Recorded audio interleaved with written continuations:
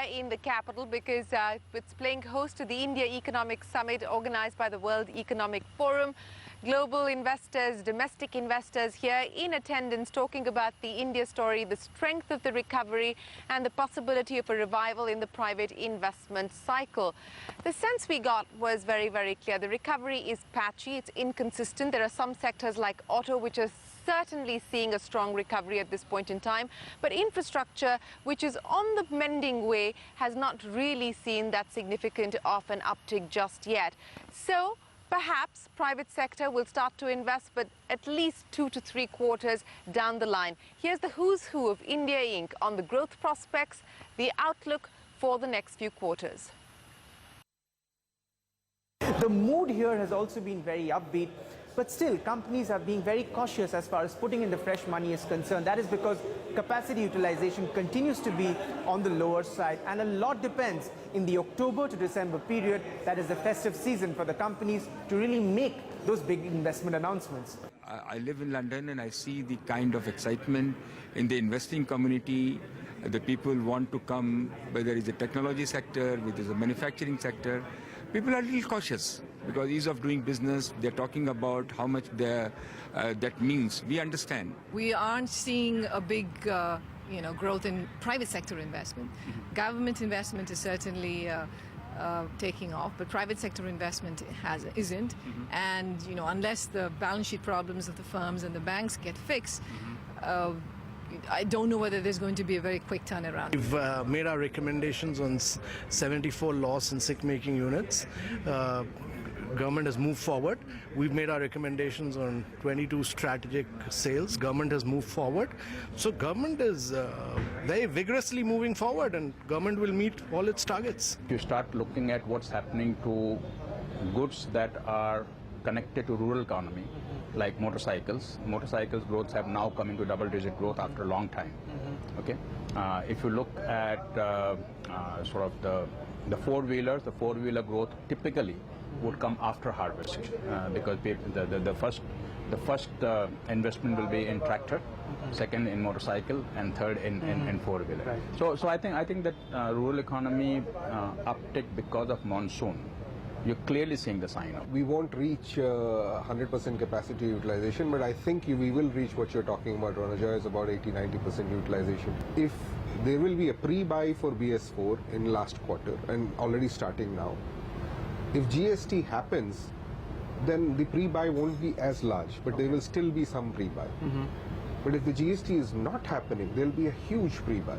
Okay. So we are planning both ways to be nimble-footed, that if GST does not happen, then there'll be a huge pre-buy and then there'll be a complete downturn in Q1. People do believe that good times may not be here, but they are now. You can see the cloud of good times approaching.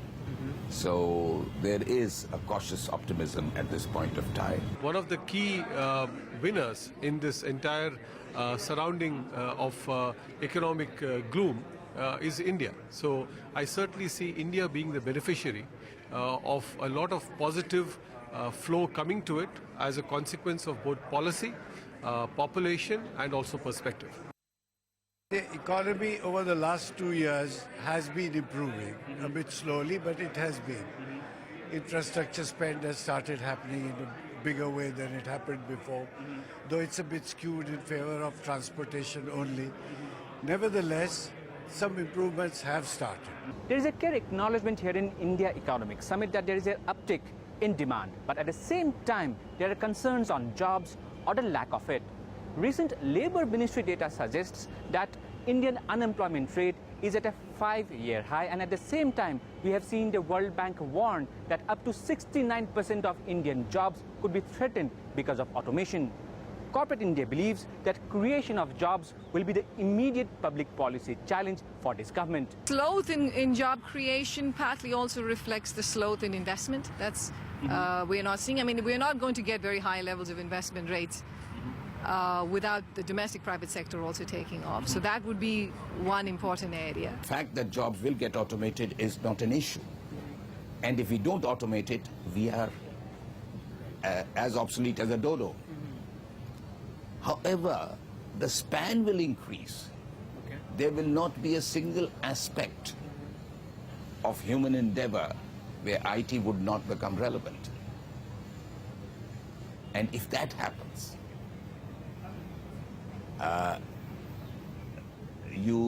labor intensity comes down, but because of expansion, you may still have new jobs coming, but it will be different people or people who are trained differently. In India, the automation cannot simply be a financial decision.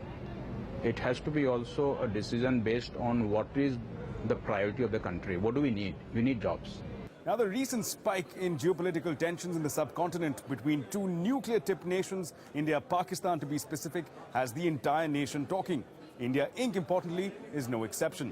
Now, while there are members of the industry who are seeking an active de-escalation to ensure peace and stability in the region, there are those who argue that the recent spike in these tensions between the two nuclear-tipped nations is the new normal, is the new status quo, and that corporate India needs a reorientation to acclimatize to these geopolitical realities. So whether it is Brexit, whether it is something happening in the US, whether it is some terrorist attack happening somewhere, whether it is the border tension happening between two countries, whether it is slowdown happening in China, something happens in North Korea, all of these things have an effect on our business, not just in terms of our exports and operations overseas, but also sort of a collateral effect that happens in India.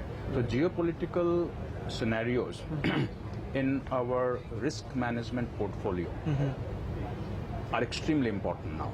We have on our own saying, because we are the largest supplier of the logistics vehicles to the armed forces, we have put in teams of people on our own without any commercial interest to go out there to every army service camp and service these vehicles so that they are battle ready.